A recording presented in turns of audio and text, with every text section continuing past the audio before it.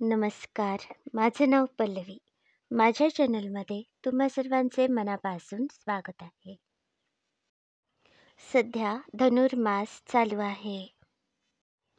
दक्षिण कन्नड जिल्हा कर्नाटक येथे दरवर्षी धनुर्मासात पहाटे लवकर उठून आंघोळ करून देवाची पूजा करतात आणि देवाच्या नैवेद्यासाठी डाळ तांदळाची गोड खिचडी तयार केली जाते.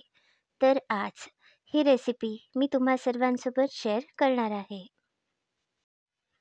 600 ग्रॅम साधे तांदूळ घेतले आहेत. हे तांदूळ 2 ते 3 वेळा स्वच्छ धुवून घेतले आहेत. 1 वाटी मुगाची डाळ घेतली आहे. ही मूग डाळ सुद्धा 2 ते 3 वेळा स्वच्छ धुवूया. तांदूळ आणि ही मूग डाळ एका पातेल्यात घातले आहेत. यामुळे आपल्याला पाणी मोजायला सोपे होईल. गॅसवर जाडबुडाची कढई ठेवली आहे. यामध्ये हे धुतलेले तांदूळ आणि डाळ घालूया. जितके डाळ तांदळाचे प्रमाण असेल त्याच्या दुप्पट पाणी घालायचे आहे. 4 मोठे चमचे तूप घालूया.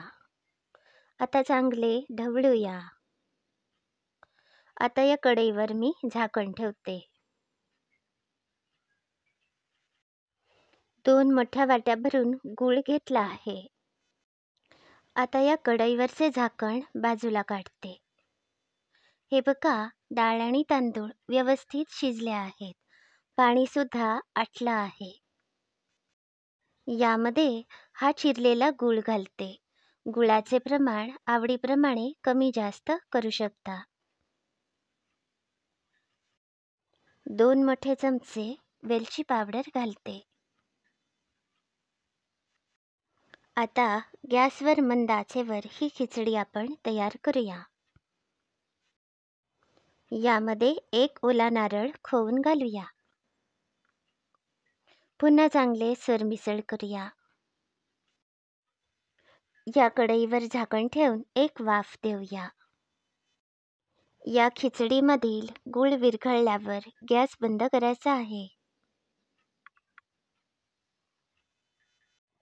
या डाळ तांदळाच्या खिचडीला स्वीट पोंगल असेही म्हणतात.